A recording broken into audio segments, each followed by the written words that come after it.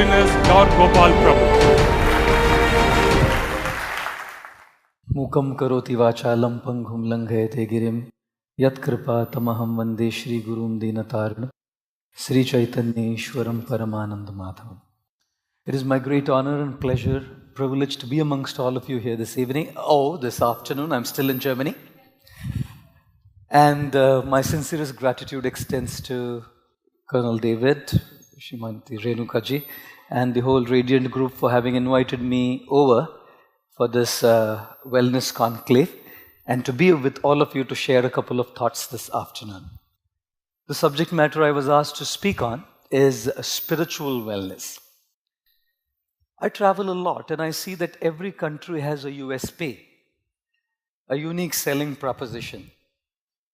When we talk about the United States of America, it has a USP: liberty, freedom, comfort for the citizens.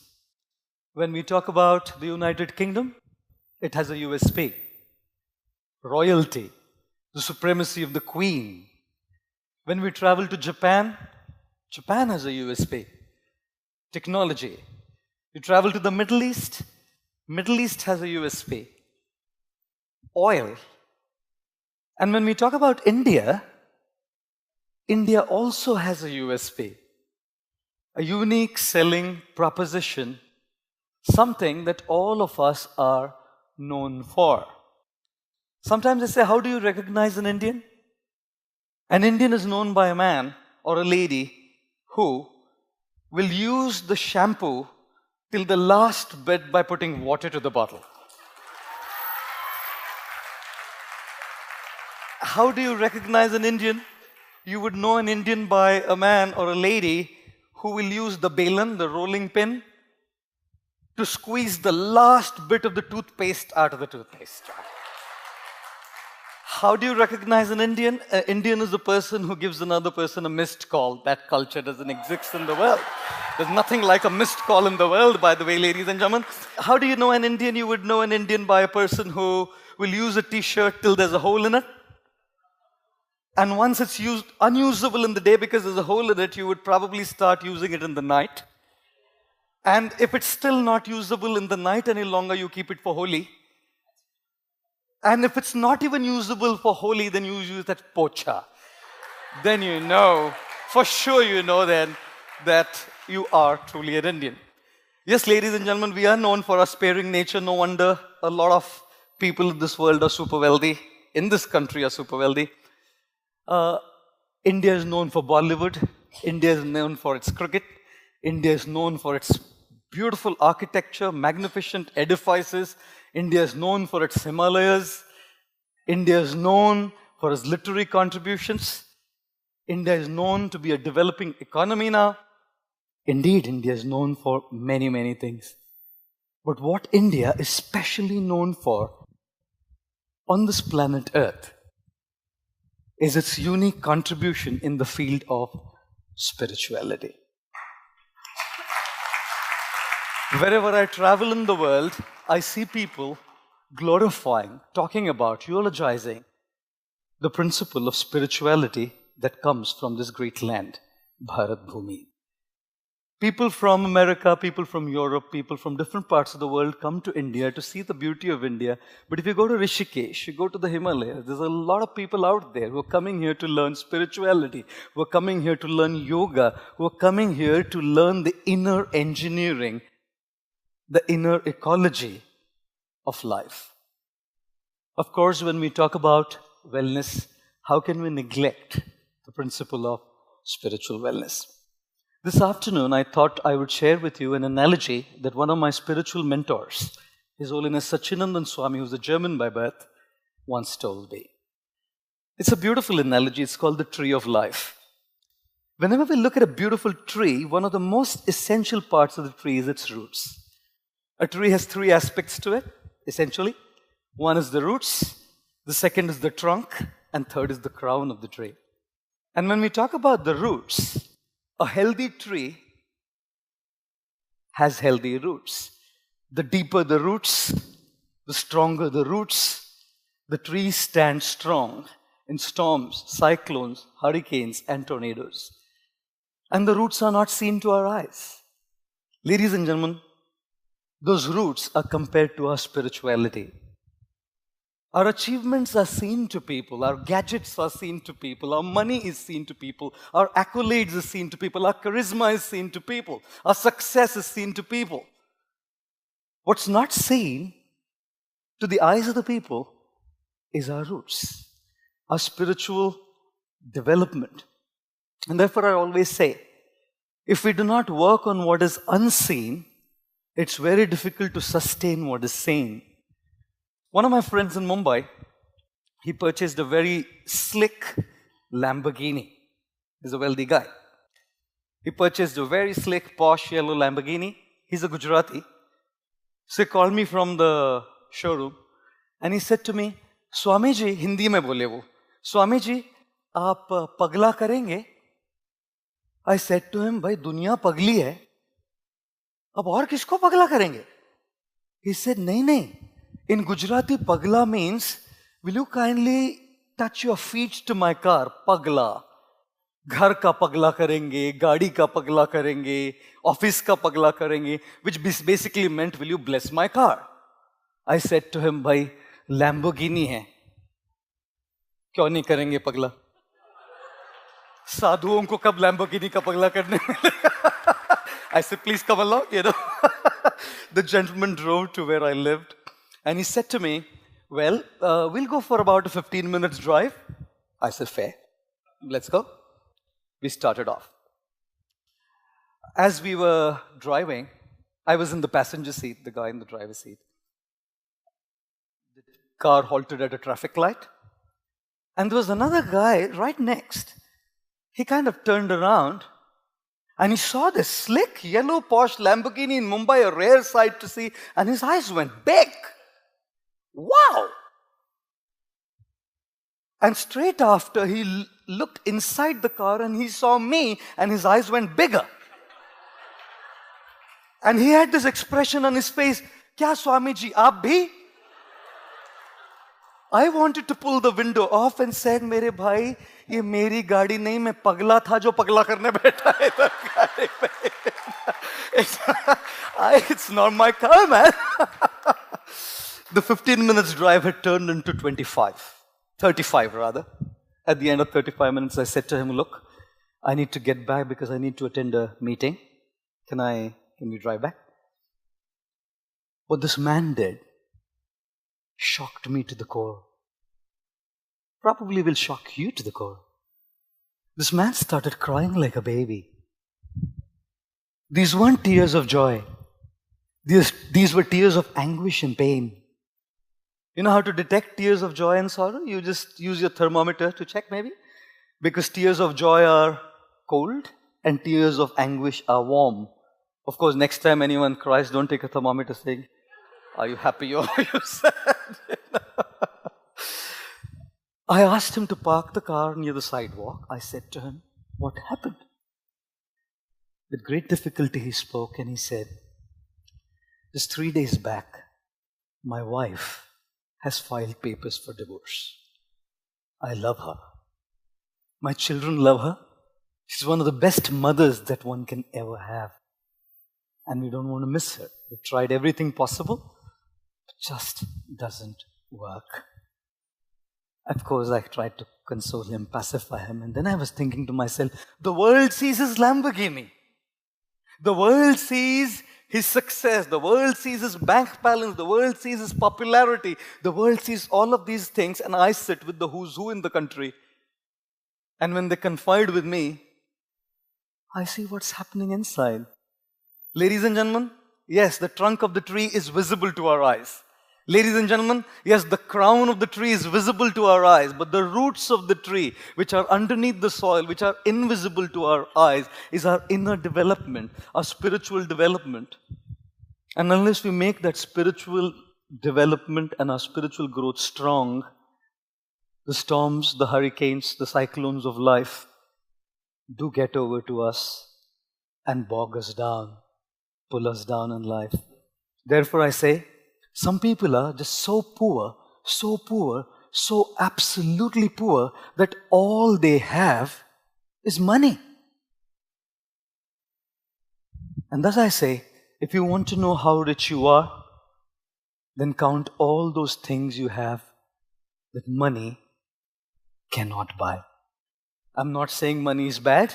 I'm not saying we shouldn't have money. I'm just saying that we can't connect that as the be-all and the end-all of life. Krishnamurti ji, thank you for your financial advice. And I'm sure that advice must be taken very seriously in order to really keep it going and life going. At the same time, we also need to look at the roots. And that's why I say the roots, strengthening the roots happens by connection. Connection to our own selves. Connection to divinity. That's why meditation, yoga, chanting, prayer is gaining such popularity all over the world, because everyone says that the unseen roots need to be strengthened so that the tree is strong. And when those roots are strong, the second aspect, which is the trunk of the tree is our physical and our emotional well-being. That's the trunk.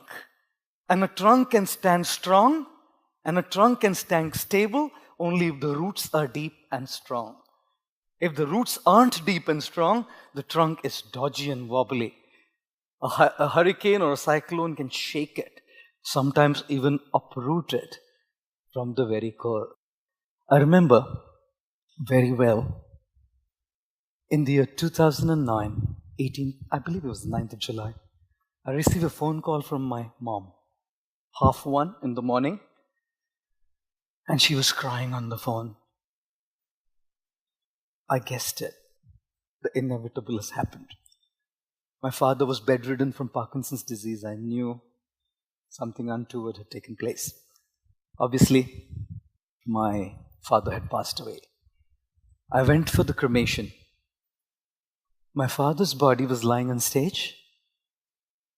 A few family friends, a couple of relatives were all there, talking a few good words about my father. It's quite amazing, when you're born, people love you, and when you die, people love you. In between, you have to manage. It's quite funny. When you're born, hey, they'll do all that. And when someone dies, अच्छा था बेचारा, अरे बीच में बोल ना. बीच में बोलने में मर गया तू, बीच में बोलने में talk something good about that person. They started talking about my father, all these good things and all of that. And then one member, who was the leader of the community I belonged to, and who also happened to be family, spoke a few words about my father, and then he said, actually this man would have lived longer, but the cause of this man's death is a son. He called me the killer of my father. Did you hear that? Could there be an insult worse than that? That night when I went to my mom's house, even after years of my spiritual practice, I was tossing and turning as these words rang in my ears, that I was the killer of my father.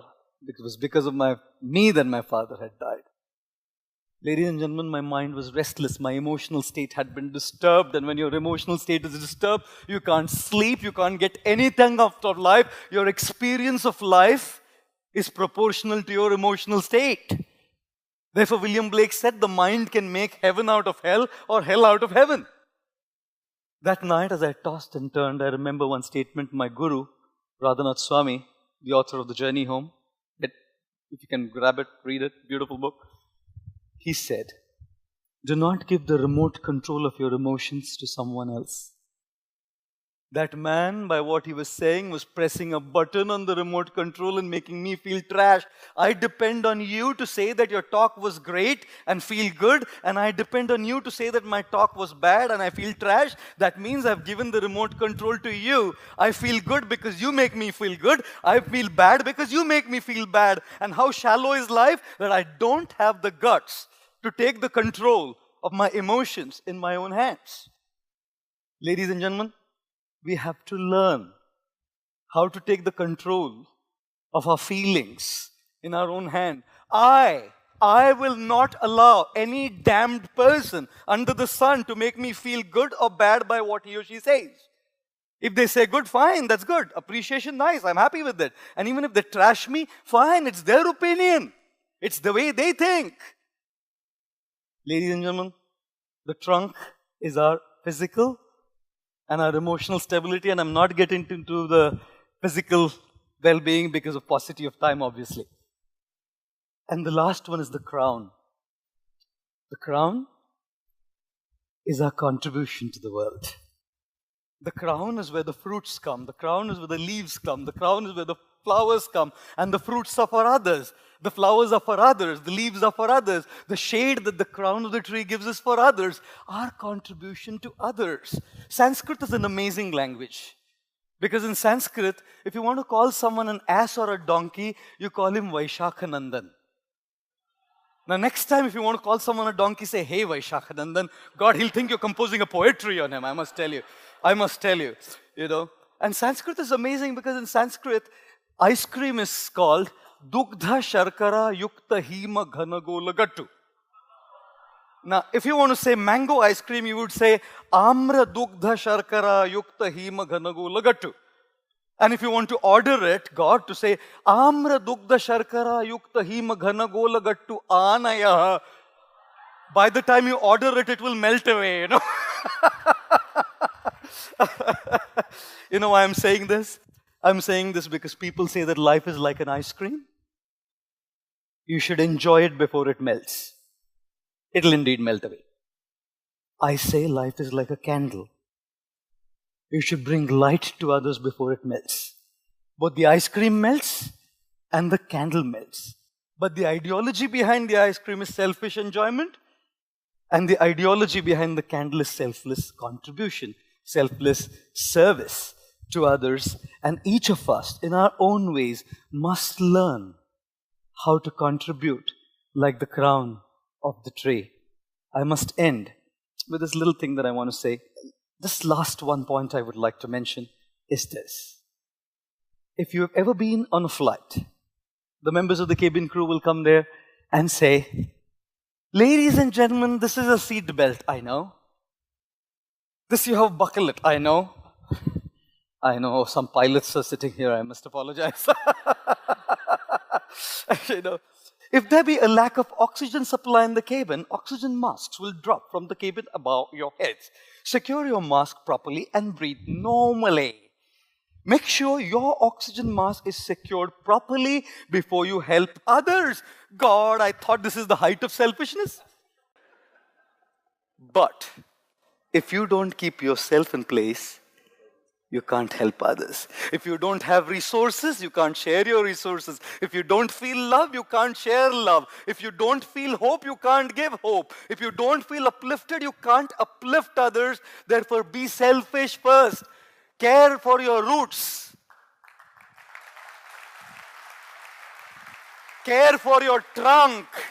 Because only when your roots and trunk are in place, then the crown can give others. How many of you like to look beautiful? Any of you like to look handsome? Those who are not raising their hands think they're already good looking. Anyway, that's another story of it.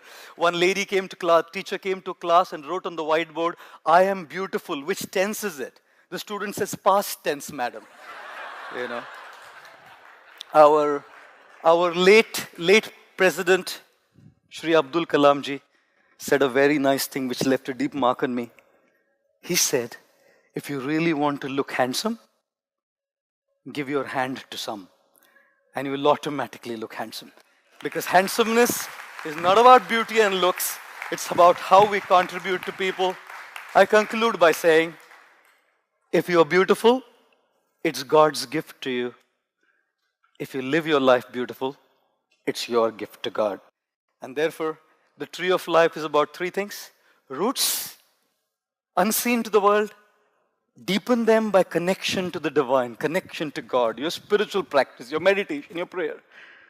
The trunk, which is about cultivation of emotional and physical wellness, emotional stability. Do not allow others to remote control you. And three, the crown is about contribution, giving, returning back, a sense of purpose.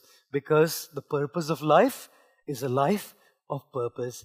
And thus the tree of life teaches us three things: connection, cultivation, and contribution. Ladies and gentlemen, I wish to thank all of you very, very much for your kind attention. Thank you very much.